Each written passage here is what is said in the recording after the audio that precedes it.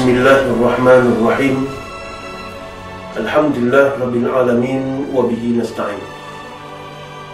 Ya Hayyun Ya Qayyum, birahmatika nastaghis.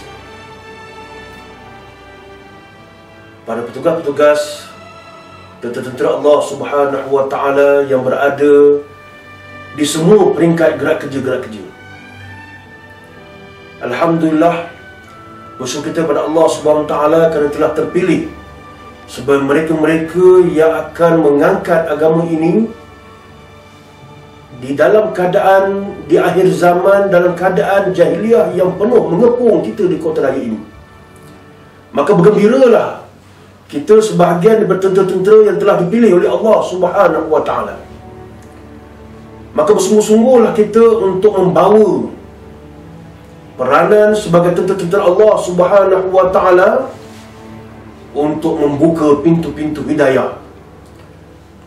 Maka sebagai tentera-tentera Allah Subhanahu wa Ta'ala yang tiada kuasa untuk membawa hidayah itu kepada sasaran dakwah kita, akan tapi kita mampu untuk memohon pada Allah, membuat gerak kerja agar hidayah itu diturunkan untuk kita bersama menikmati nikmat hidayah tersebut, agar hidayah tersebut dapat dikongsikan ke seluruh pelosok kota raya ini.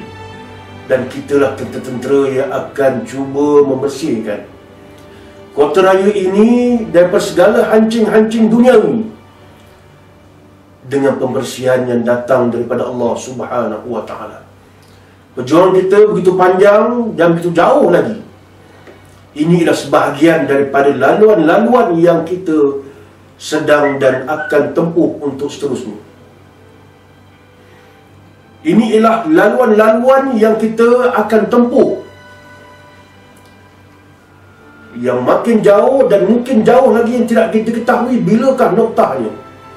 Akan tapi yang pasti, kita telah pun menempuhnya sekian lama untuk menegakkan PAS di kota raya ini.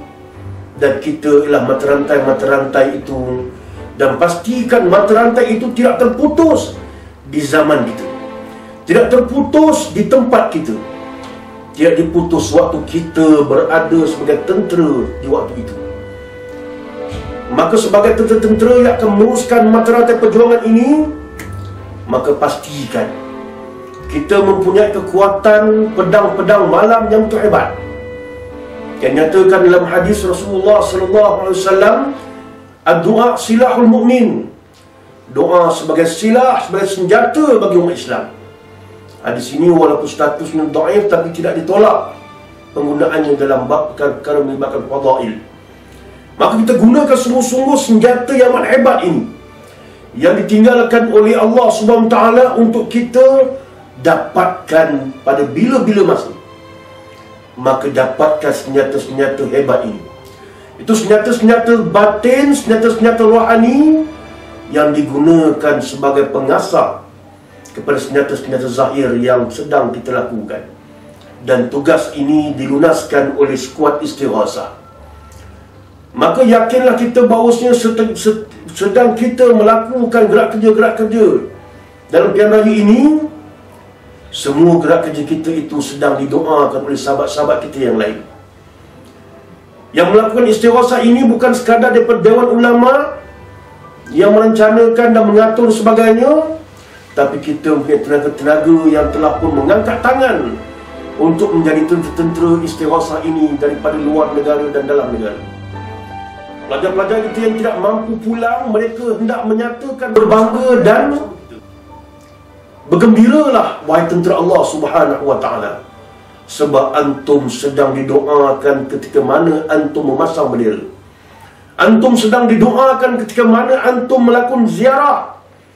Antum sedang dibacakan dengan zikir-zikir ketika mana antum melakukan gerak kerja mendesain type dan sebagainya. Maka semua gerak kerja kita itu disulamkan dengan istighasah, iaitu bantuan-bantuan kerohanian. Maka inilah bantuan yang pernah memenangkan tentera Allah Subhanahu wa Ta'ala. Di zaman peperangan Badar dulu, Rasulullah disediakan satu kemah kecil oleh Sa'ad bin Mu'az. Kemah tersebut ialah untuk Rasulullah duduk di dalamnya dan bermunajat, mengasah pedang-pedang kerohanian. Dan para sahabat yang sedang memegang pedang-pedang zahir ini, mereka pergi ke perbatasan untuk berhadapan dengan musuh-musuh Allah Subhanahu wa ta'ala. Mereka tidak merasakan Rasulullah hanya melarikan diri, escapism, daripada menyerahkan nyawa. Tetapi mereka amat mengharapkan. Mereka amat mengharapkan pedang-pedang malam Rasulullah membantu mereka. Mereka amat mengharapkan pengasahan senjata zahir mereka oleh Rasulullah sallallahu alaihi wasallam. Dan asahan yang dibuat oleh Rasulullah ini amat-amat ditunggu. Dan mereka yakin dengan doa-doa Rasulullah inilah yang akan menyebabkan kehebatan mereka dalam berhadapan dengan musuh. Lantas Allah turunkan daripada doa-doa inilah tentera-tentera yang hebat. Itu tentera yang tidak nampak dengan mata kasar manusia. Tentera yang tidak nampak dengan mata kasar manusia, yang disebut oleh Allah Subhanahu wa ta'ala sebagai junudin lam tarauha. Tentera yang datang daripada langit yang tidak dapat kita lihat dengan mata kasar.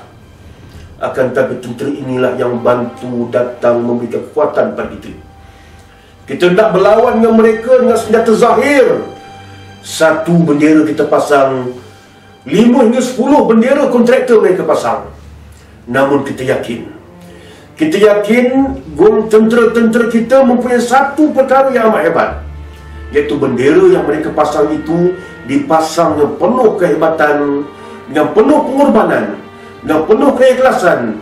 Mudah-mudahan bendera yang satu itu mampu menyirna, mampu memberikan sinaran yang menyirnakan pandangan pada 10 bendera-bendera yang dipasang dengan pelbagai sumber duit yang kita pun tidak tahu. Maka mudah-mudahan keikhlasan inilah satu perkara yang amat hebat.